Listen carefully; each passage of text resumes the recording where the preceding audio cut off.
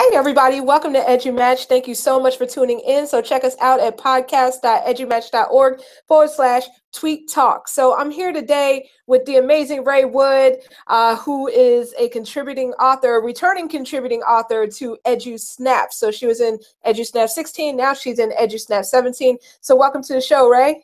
Hi, thanks for having me.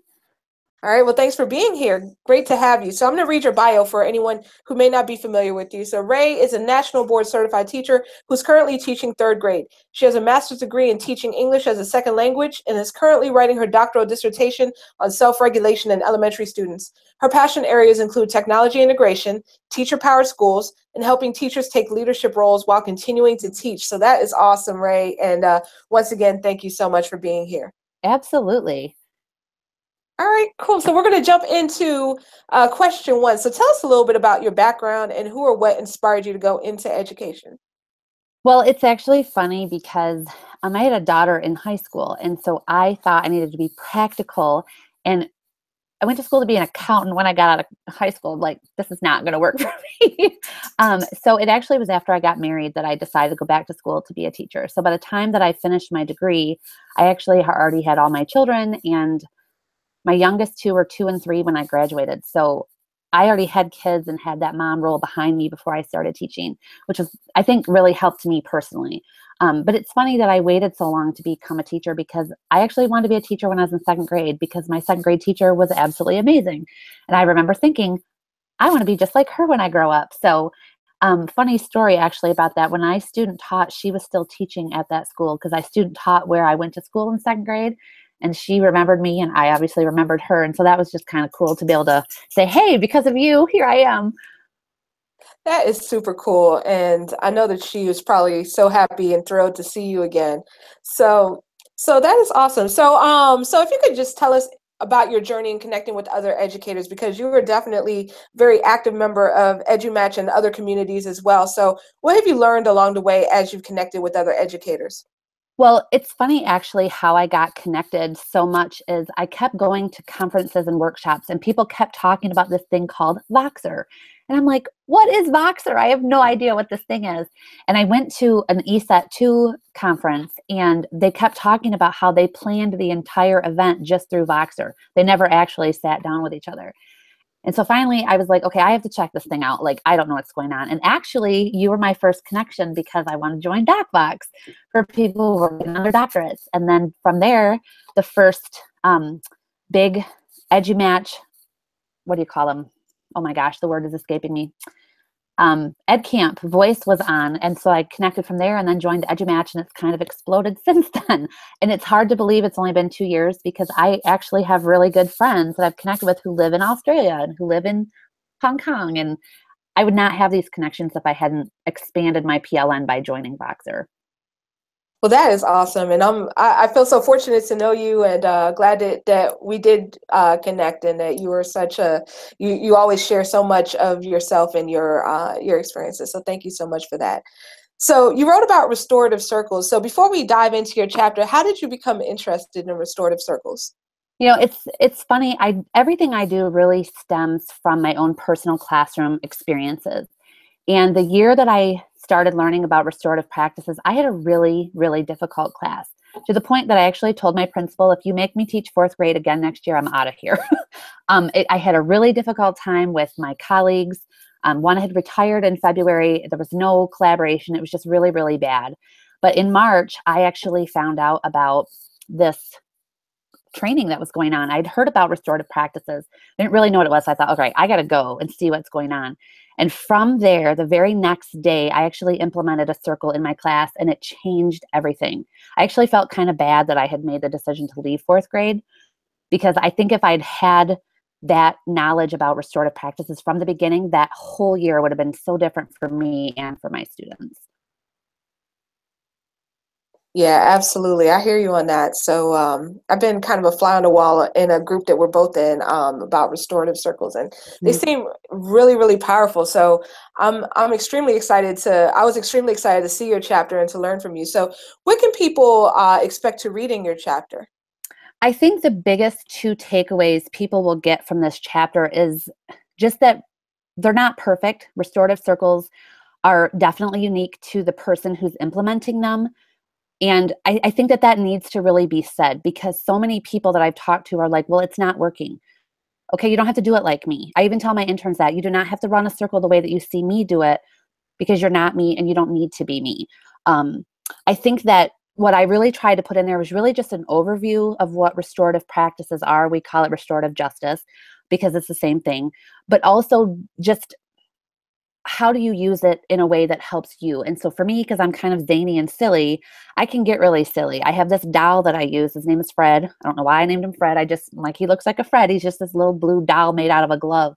And the kids revere him. Like they want him to sit on their desk. And that works for me. I know people who use a rock as their talking piece. So it really is very powerful, but it's also very unique and individual. And I think that that really needs to be emphasized. And I tried to emphasize that in my chapter. Absolutely. So a lot of things in education are like that.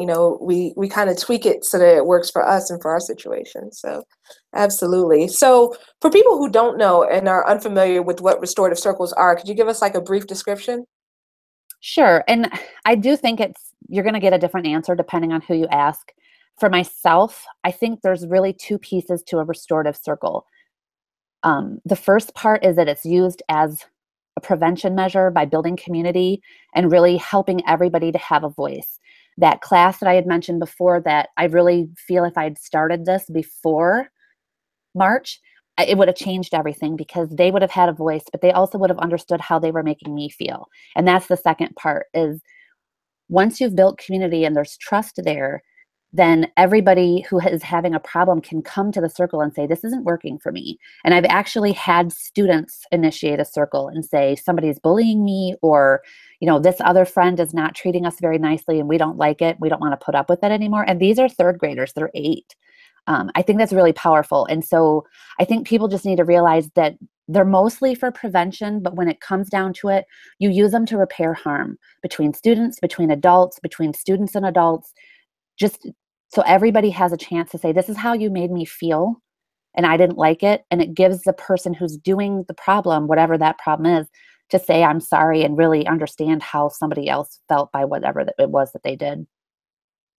Absolutely. And that power in that apology is just huge. It is. Absolutely. Yeah. So for anyone who's listening who's new to restorative circles, and how can they get started with doing that in their own classroom? There are so many resources. It would be an hour-long show if I listed them all.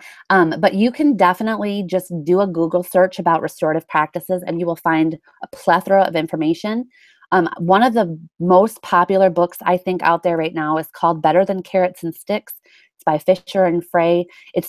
I think it's very surface level. I don't think it goes as deep as it could, but there is also a book called The Little Book of Restorative Practice, and I believe it's by Howard Zehr. Don't quote me on that name because it's kind of escaping me, but he's kind of like the guru of this. I actually started with some books that are just called Restorative Practices in the Classroom or Restorative Practices in the School. One has a blue cover and one has a green. I believe the author is Bob Costello. Again, don't quote me on that. But they really are very quick reads, and they really helped me just to get started. And really, I would just say, if you think that you want to try it, just quickly look it up, see what it's about, watch some YouTube videos, and then just jump right in. I think you'll be surprised at how effective they can be. All right, great tips. So definitely jumping in, like educating yourself and then jumping in feet first. Love it. Absolutely. Yeah. All right. So shifting gears for a quick second, if somebody watching this, you had one piece of advice on anything educational under the sun for anyone who's watching it, then what would it be? I think that I would tell people to take every day really as a new day. And I know that we hear that and it can be such a cliche, but when kids know truly that you are not going to hold whatever they did yesterday over their head, they're going to trust you. They're going to come to you. I've had kids come to me and disclose things that I know they would have never told anybody else. Nothing dangerous or crazy, but just things that these little people are holding in their heart. And when they'll come and share that with you, suddenly you have this breakthrough, and you're going to get so much deeper knowledge and learning out of those kiddos when they trust you. So I would just say, make sure you take every day as a new day and give them a fresh start, because we don't really know what's going on in their lives at home. And they just deserve to come to school and be safe and loved. Yeah, that is so true. That is so true. Just opening up to them and definitely being open and being there for them. Yep. Couldn't agree more. So that is awesome. Thank you so much for taking the time today to chat with us. So one more question for you All before we right. let you go. How can people get in touch with you online? Well, you can definitely look me up on Voxer. My handle is JREBJ00. You can find me on Twitter at Raye Wood, and you can find me online at my website, mrswood.net, mrswood.net. It's mostly for students, but you can find ways to get in touch with me if you really want to. That is awesome. So thank you so much. And I wanted to give a quick shout out to Nina, who is watching and interacting with us on the YouTube Live. So awesomeness. Thank you for sharing about your classroom, as well as tips, takeaway tips for any educators who are watching or listening in the future. So this will be available as a podcast on our Podbeam, as well as on iTunes, Stitcher, Google Play, wherever you get your podcasts in the next few weeks. So definitely keep it locked, because at 6 o'clock we are going to have a tweet and talk featuring Tatul and Toya, who's going to be moderating about the K-16 bridge. So how we can make those partnerships between K-12 and higher ed. So check that out. And at 7 o'clock we have a special episode with a panel of educators sharing on how to use Buncee. And then tomorrow we're going to have Dan Krynas at 7:30 talking about his chapter on transformational leadership. So lots and lots of tweet and talks. There's going to be more on Thursday and more on next Sunday. We'll get into that as we get closer to the dates. But thank you again to Raye for joining us. Thank you so much for joining and sharing everything about restorative circles. Absolutely. It's my pleasure. All right. And the pleasure is also ours. So everybody, see you back at 6 Eastern. Bye.